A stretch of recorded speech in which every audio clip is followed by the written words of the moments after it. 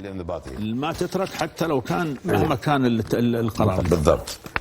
عموما نروح لمباراه السعوديه والمغرب. اول حاله دقيقه 34، ما شاء الله عليكم، يعني 34 دقيقة ما كان في أي حالات. لو أقول كلا 17 ما صف. أنا معاك معاك.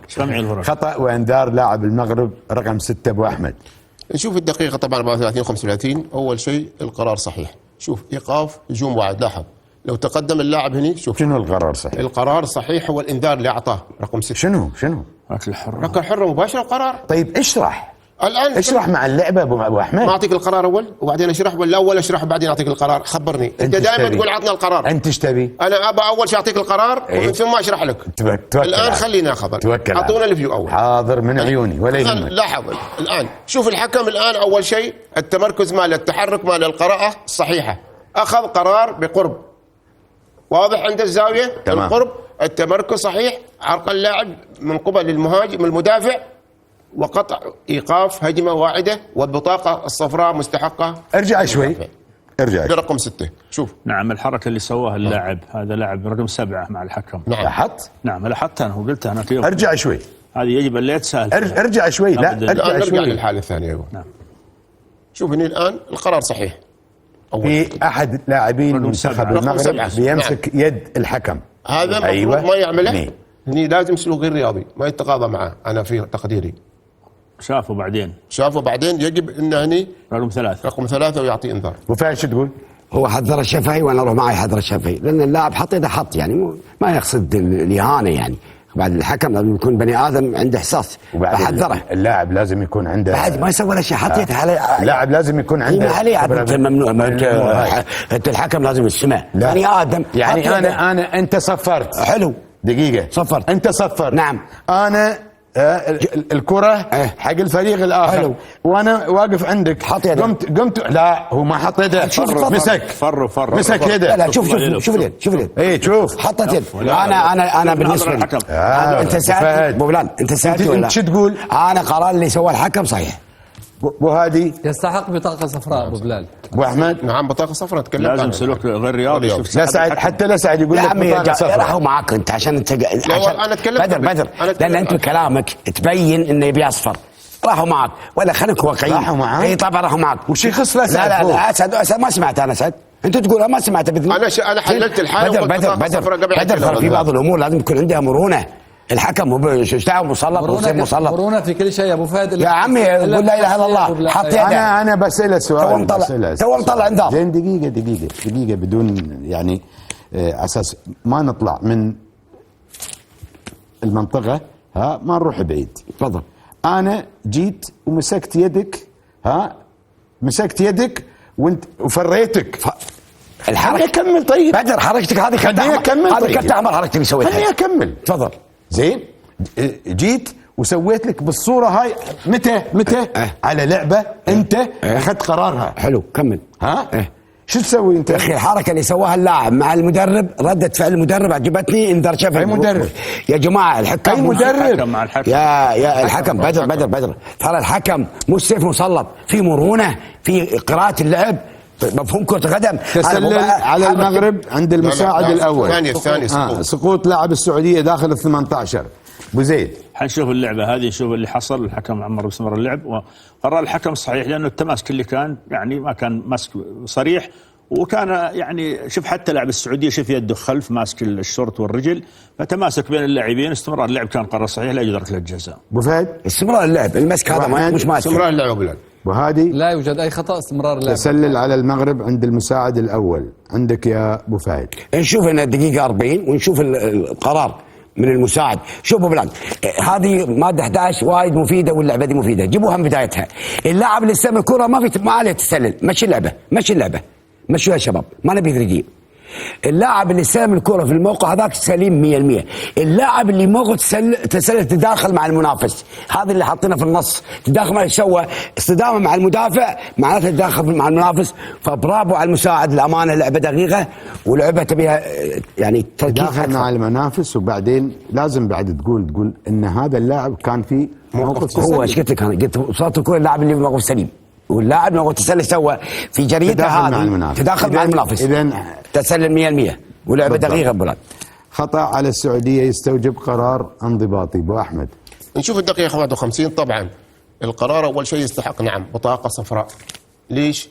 هو رغم انه لعب الكره لكن شوف الدخول، شوف الدخول يا بلال، لم يراعي سلامه المنافس وبالتالي يعتبر الحكم ايش سوى؟ طيب الحكم ما اعطى.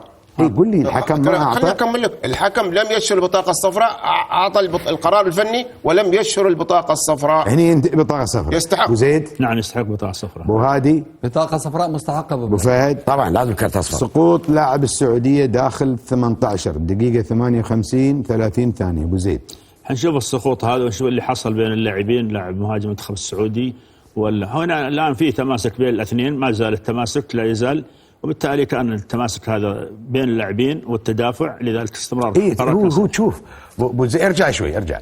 هو تماسك بس في سيطره. في سيطره ابو بلال، السيطره ليست دليل على انك انت تماسكني وماسك. ماشي.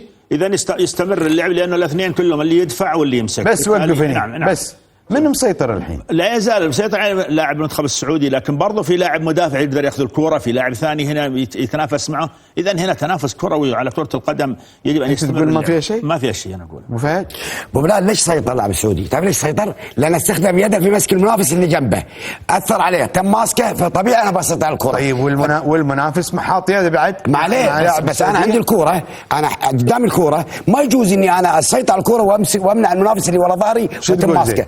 انا اسمع اللعب وخلاص. صحيح. تلاحم طبيعي ابو بلال وتدافع بين الاثنين، فاستمرار اللعب هو القرار الصحيح. وهادي لا يوجد اي خطا، استمرار اللعب هو القرار الصحيح ابو بلال. انا افتكر انا كان فكري شيء ثاني. ما اقدر اقول لكم شيء. شوف لاعب السعوديه، شوف لاعب السعوديه يدوين، وشوف لاعب هذا الثاني بهدفين. الان حتى بعد شوف انا اروح مع سيطره اللاعب. حلو. اذا انا مسيطر وادخل وفي تلاحم ما بيني، لازم التلاحم هذا موجود في كرة القدم. صح ولا لا؟ صحيح. طيب شلون انا الكرة راحت عني؟ السيطرة على الكرة ليس دليل على الخطأ. متى يكون الخطأ؟ لما انا ارتكب كمدافع او مهاجم خطأ ضد الشخص اللي يرتكب، لكن ما في خطأ اللي يسيطر على الكرة. يعني كلكم تقولون ما فيها شيء. لا تماسك هذا تماسك طبيعي. سقوط لاعب السعودية داخل 18 زائد تدخل الفار زائد ركلة جزاء للسعودية مع التنفيذ.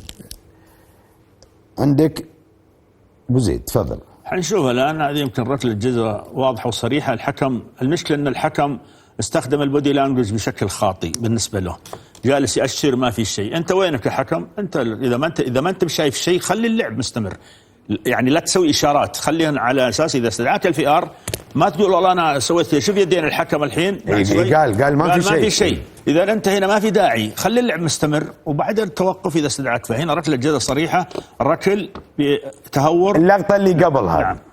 فبالتالي الحكم كان يعني تسرع في عمليه البودي لاند حد الاشاره. شوف هني بس وقف. نعم تمركزه واضح صريح بالنسبه له، ما في اي احد حاجبه. ارجع شوي رغم انه بعيد حوالي 15 ياردة لكنه واضحه بالنسبه له. هني الركل داخل منطقه الجزاء. نعم صريح. في قدم اللاعب السعودي اليمين. نعم صحيح. ثم شوف الحكم ايش سوى. مشي عادي، سوى انه خلاص ما في شيء. هذا يقول ما في شيء، يقول ما في شيء. بعد الفي ار استدعاه، ورغم انه واضح الركله جزاء يجب ان الحكام ان لا نعتمد كلش على الفي ار. الفي ار موجود لخدمتنا في الاشياء اللي غير واضحه. هذه واضحه للحكم، هذه اشارته، هذا البودي لانجوج، وبعدين يرجع يحسب ركله جزاء. انا اعتبرها مهم زينه بحق الحكم. تمام. انه بعد ما ياشر وما في شيء يستدعى من الفي ار ويقتنع ان في خطا. عموما هو القرار اتخذ من قبل الحكام. عطنا الصوت. نعم هذا الصوت حيجي الحين ويعلن عن انه صار في ركله جزاء وعن في يعني ركل. نسمع الصوت يا استاذ شريف. هذا الصوت حيجي الحين.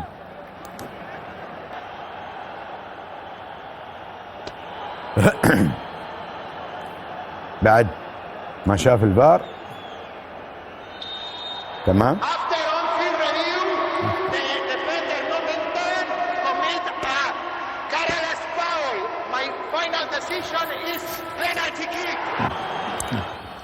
ابو بلال هذه اسهل ركله جزاء في البطوله كلها. اسهل ركله جزاء على اي حكم في البطوله كلها دي. لا ما اعتقد. لان ابو بلال انا 5 متر ابتعد عن الحاله، واحد منافس مع منافس فقط، ما في لاعبين عشان اقول ممكن ان ما انتبه. لاعب مع لاعب، اللاعب هذا اللي يستلم الكره لما اركل بالطريقه هذه 5 متر حتى لو 10 متر، هذه سهله، هذه اسهل لك قرار في البطوله من بدات لليوم، اني يصفر على طول، ومثل ما قال ابو زيد يأشر ما فيها شيء وهي قدام عينك 5 متر. ابو بلال في ملاحظه ثانيه على الحكم. تفضل.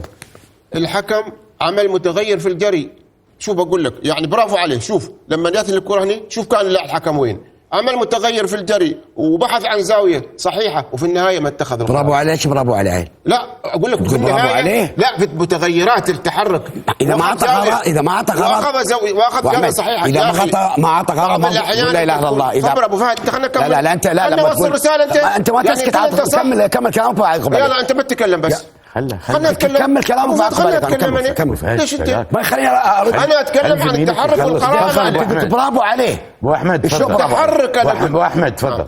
انا اتكلم عن التحرك والقراءه ومتغيرات التحرك. شوف الان الحكم وين؟ رجع لي اللعبه قبل بدايته. شوف الحكم، شوف بحث تغير من جريه من تحركه، شوف وين جه وبحث عن زاويه، لكن رغم ذلك كان تقديره خاطئ. بس لا تقول برافو عليه، لا تقول برافو عليه. تحرك يا اخي احمد انا عشان امدحك لازم عمل صح. يا ابو فهد لا معلش بسوي لما تقول كلام مو بصحيح مش مقنع انا ارد عليك. خلاص يا شباب ما تقول برافو عليه يا شباب. خلاص برافو عليه، برافو عليه. خلاص ابو فهد يا عمي، خلاص يا عمي انت مقدم برنامج. الله يهديك، خلاص قلنا لك خلاص. برافو عليه ما اعطى يا عمي سكر. ايش فيكم شلون برافو عليه ابو فهد؟ خلاص براحتك. الله يهديك. كلامي غلط مزين. لا حول ولا قوة الا بالله. تفضل يا حنشوف التنفيذ بالنسبة للعبة.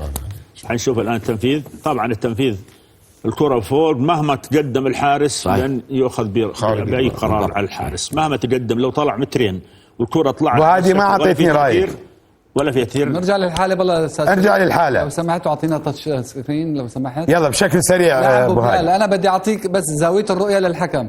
هنا لاحظ زاوية الرؤية بالحكم ابو بلال واضحة، لا يوجد حجب رؤية نهائيا. هي اولا. ثانيا ابو بلال احساس الحكم وين؟ الفيلينج تبع الحكم، شوف اتجاه الكرة وين راحت بعد ما لعبت الكرة راحت بهذا الاتجاه. كيف تروح بهذا الاتجاه؟ اكيد المهاجم هو اللي لعبها، المدافع لعب على الرجل كما ذكر اخوي ابو زيد. الإشارة اللي حكينا عليها 100 مرة نحن دائما في البرنامج لا تعطي أي إشارة، انتظر قرار الفي آر وخذ القرار. بالضبط. ولكن الإنسان ما دام إنسان لازم يغلط يعني. لازم يغلط. تقديره كان خاطئ. الدقيقة 92 سقوط لاعب السعودية داخل ال 18. ابو فهد. بلال هذا اللعبة ركلة جزاء لم تحسب للمنتخب السعودي كانت بتغير نتيجة ونقاط وتصدر المجموعة. اي بقول لك ليش. ركز انا كلاعب ارجع تحت. انا من حقي اقفز وانافس، ولكن مش من حقي ان استخدم رجلي اليسرى بركل اللاعب في مكان حساس بالطريقه هذه اركله. هذا الركل يدش في خانه تهور ويفترض ركله جزاء وانذار لاعب المغرب. ليش ابو بلال؟ انا حقي اقفز لا بس وقف. ليش ارجع ابي اللعبه دقيقه ابو بلال نزل في الارض ارجع. اول ما قفز المغربي شوف القفز بعد ما قفز سوى بلال ركل باليسار الله يعزك مكان حساس. يعني انت قاصد تؤذي المنافس اللي قدامك، ولا لو ما تبي تؤذيه كان قفز ونزلت برجولك بدون ما تعمد ركل جزاء. للاسف تحمل الحكم والفيار. واو ابو زيد. استمرار اللعب قرار صحيح لان اللاعب لعب الكرة وبعد ذلك لابد حركة طبيعية من القدم. لو كان الحين هو في الهواء مختل توازنه اللاعب حينزل على توازن مد القدم عشان يتوازن بالرجل الثانية وينزل وحصل الاحتكاك. هذا احتكاك طبيعي في كرة القدم وحتى لو صار في موقع لا وبلال دائما بالقانون وخاصة المشرع من جديد شال كلمة تعمد، عطى الأخطاء هي إهمال تهور واستخدام قوة مفرطة. بالضبط. الآن هذا اللاعب موجود في الأساس، اللاعب السعودي موجود في الأساس، إذن اللاعب المغربي يجب أن يكون حذر، يجب أن يكون مسؤول عن جميع حركاته التي يقوم بها. لاحظ هنا عملية الرجل، أين ذهبت الرجل؟ اللاعب موجود من الأساس. عطني اللقطة الثانية مو ناخذ اللقطة الثانية. ما تبين هنا يا شباب، في لقطة تبين. الإعادة الأولى أنا عم نمشي بهاي، نمشي هاي عادي. لا هذه هنا اللقطة. هنا اللاعب السعودي، المهاجم السعودي موجود من الأساس قبل أن يقفز اللاعب المغربي للعب الكرة بالرأس. إذن يجب على اللاعب المغربي أن يكون حذر من جميع حركاته، وهو مسؤول عن أي حركة يقوم بها حسب القانون، لأنه شلنا شيء اسمه تعمد. الآن هذه القدم اتجهت إلى منطقة حساسة، في هذه المنطقة أبو بلال هنا يجب محاسبة اللاعب المغربي ويجب احتساب ركلة جزاء وإنذار. وأحمد استمرار اللعب أبو بلال. أول شيء ليش؟ حركة الجسم في القفز متواكبة مع الرجل، ما في حركة إضافية. دقيقة القانون شو يقول؟ القانون شو يقول؟ إيه؟ يقول لازم في اللعبات هذه اللعبة الآن في حركة من اللاعب للعب الكرة. أنا أسألك القانون كل دفع، القانون يقول دفع. أبو أحمد لحظة خليني أكمل لك. أبو أحمد تفضل. القانون شو يقول في اللعبات هذه؟ يقول لك الركل والدفع والقفز وهذا كلها من الأخطاء. أيوة. يحاسب عليها القانون. لكن لازم في مبررات، لازم في تفسير، توضيح. إذا ما وجد التفسير والتوضيح، أي دفع باليد بلنتي، أي عرقلة تلامس بلنتي، أي مسك بلنتي. المسك من ضمن القانون. ليش قلنا هذا مسك؟ هذا اللاعب يقفز للأعلى للعب الكرة ولم يكن لديه ثبات. واضح كلامي؟ أوكي. وبالتالي الحركة تتوافق مع حركة الجسم، وبالتالي استمرار اللعب. شوف الآن اللاعب كان لاف وجهه حتى ما ولا داري انه، حتى لو كان اللاعب السعودي موجود، هي حركة طبيعية من جسمه. والدليل ان اللاعب شوف حاول حتى سحب قدمه باسرع وقت. يعني الحين انتم ابو زيد ابو احمد يقولون ما فيها شيء، حركة اللي طبيعية، حركة طبيعية من لاعب لما قفز. نعم. على اعتبار انها حركة الجسم. نعم. ابو هادي وابو فهد يقولون ركلة جزاء. لازم نوصل الى حل. اعطيك الحل. مسموح لكم يا لعيبه اليوم وراي في ال 18 اقفزوا وارفسوا، اقفزوا وارفسوا. لا خليكم واقعيين. كل ما قفز لاعب في الهواء قدامك المهاجم ارفسه، لانك ما في الهواء طاير. ابو بلال الماده 12 حطت الاخطاء وسوء السلوك. خلينا نكمل كيفيه القفز وكيفيه. لا ما لي بالنيه، انا علي بالحدث، انا ما اتكلم بالنيه، انا ما دشيت في قلب ابو بلال. خلني اقول لك كيفيه القفز وكيفيه العوده الى الجسم بالضبط. هل تسمح لي اقفز هالطريقه هذه؟ هل تسمح لي؟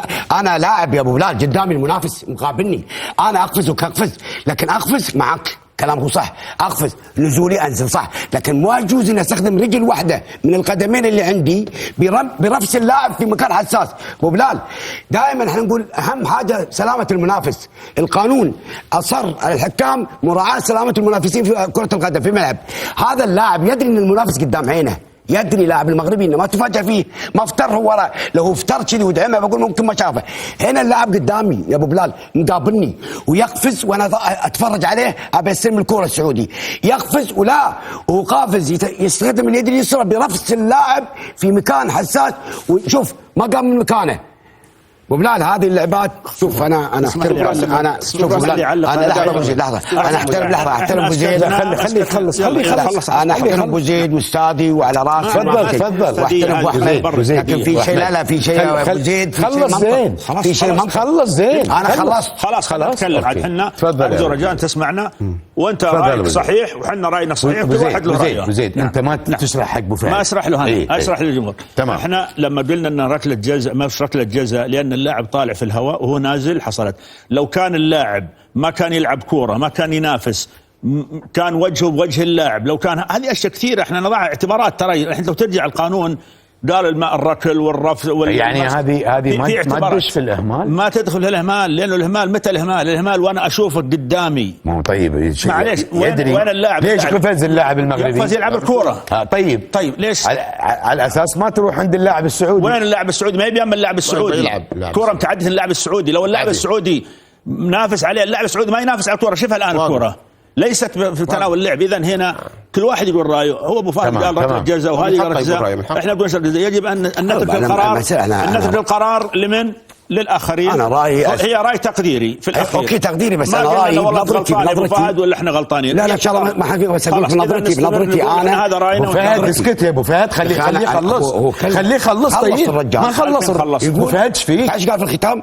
قال هذا راي ابو فهد ونظرة ابو فهد. ابو فهد ارد عليه انا. ابو فهد لو سمحت يعني انت لا اقول لك لو سمحت تفضل. خلاص تفضل ابو زيد. انا اقول انه هي اراء تقديريه.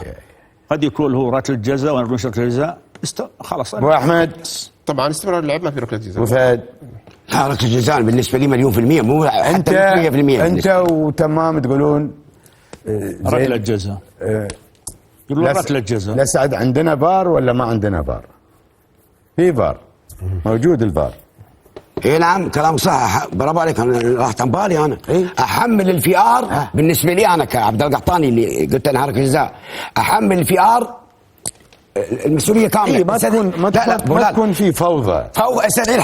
استدعي الحكم وخليه يقدر. انت حملت. يمكن الحكم شاف اللعبه يروح مع تقديري، ويمكن يروح مع تقدير ابو زيد. لا في الحاله دي عدم تبليغ الحكم.